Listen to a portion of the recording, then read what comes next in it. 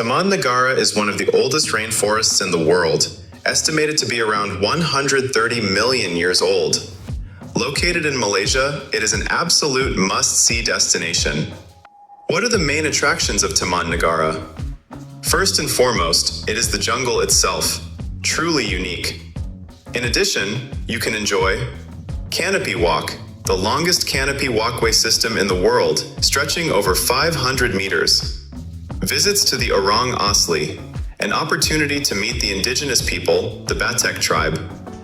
Boat trips on the Tembeling River. How can you visit this unique place? 3 ways to conquer Taman Negara Tropical Forest, Malaysia. The ultimate travel guide by Fox on the Trip. 1. On your own in non-touristy places. 2. Independent transport and accommodation, trekking with agencies. 3. Everything with agencies, a full package. I won't describe option number 3, everything with agencies, because that one is obvious. You just find an agency that organizes everything for you. Option 2, the mixed mode. Independent transport and accommodation, plus trekking either with agencies or on your own along several marked trails. Getting there. You need to get to Kuala Tahan. The best route is from Kuala Lumpur, with a transfer in Jerantut. Important. Buses to Jerantut depart from Tun Razak Terminal, not from the popular TBS terminal. From Jerantut, you still need to get to Kuala Tahan, which isn't always easy because there is no public transport on this route. This route is basically controlled by 2 agencies, Han and NKS Hotel and Travel. You can book through easybook.com or 12go.asia. Both depart from Chinatown, in front of the Travelodge Hotel. There is 1 stop to change buses, with about a 1-hour break. At the stop, there are 2 lunch options, a more local place at the back, a more Western-style place right next to the office. The toilet is located by the river, a few minutes walk away, so don't leave it until the last moment. After the break, you can continue the journey in 2 ways, by another bus or by a longboat. An attentive observer might spot water buffalo or various bird species along the way. By bus, you arrive at the bus station, basically an empty square where different vehicles arrive and depart. By boat, you arrive directly at the jetty.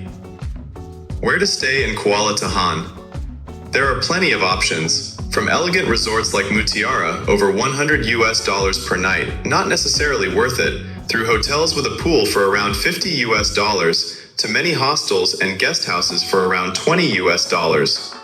Most places can be booked through popular platforms or simply on arrival.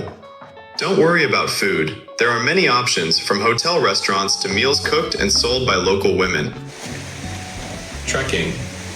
Organized trekking is easy to arrange. Even at the stop mentioned earlier, agency staff offer different options. You can book with them or find agencies directly in Kuala Tahan. Some accommodations also organize treks. A popular option is a 1-day jungle trek, often leading to a waterfall, followed by a boat ride to an indigenous village where you can see a blowpipe demonstration. There are also 2-day or longer treks, although overnight stays inside the park may be restricted during the rainy season due to flood risk. Besides organized treks, you can also enjoy independent jungle walks along trails starting near the Mutiara Hotel. How to do it? You need to cross the river to the side where the Mutiara Hotel is located. You cross the river by a small boat that functions as a water taxi. The cost is 2 Malaysian ringgit per person, one way, and it's non-negotiable. At least it was for us. Hard to argue. The boat owner knows you're unlikely to swim. Option 3. Outside Kuala Tahan. The third way to experience Taman Negara is to stay outside Kuala Tahan and explore the jungle more independently. Officially, you are supposed to have a guide. In any case, remember to buy your park entrance permit at the park office in Kuala Tahan for all the days you plan to hike. It's cheap and the fines are high, not worth the risk. How do you find accommodation outside touristy Kuala Tahan? You need to travel along the road to the next villages and ask locally.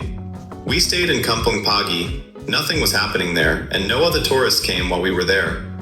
You don't have to camp only in your own tent. In Kampung Pagi, there are options to rent a room or a wooden hut. Nothing fancy, but in the morning you hear birds and the river. We've collected 2 places for you in case you're interested in this option. The hostel, the name is a bit of an exaggeration, is located at the main square near the school. There's also a small eatery where a local woman prepares delicious breakfasts every morning. For example, egg for 1.5 Malaysian ringgit, plain rice for 1 Malaysian ringgit. There's a shop open from 7 to 22, with a break between 7 and 8. If you camp nearby, you'll have access to a toilet and water at the square. About 1.5 kilometers further, Hakeem rents out wooden huts. We'll leave you his contact number for convenience. As mentioned earlier, walking in the jungle should officially be done with a guide, but it's hard to say how likely it is to encounter rangers checking this in these areas. We didn't meet any. Staying in the village also makes it easy to meet someone who can give you a lift closer to interesting spots, show you a local hamburger place just outside the village, amazing burger for 5 Malaysian ringgit, or walk with you to the trail leading to the best sunset viewpoint. So, there are 3 ways to experience Taman Negara. You simply choose the one that suits you best.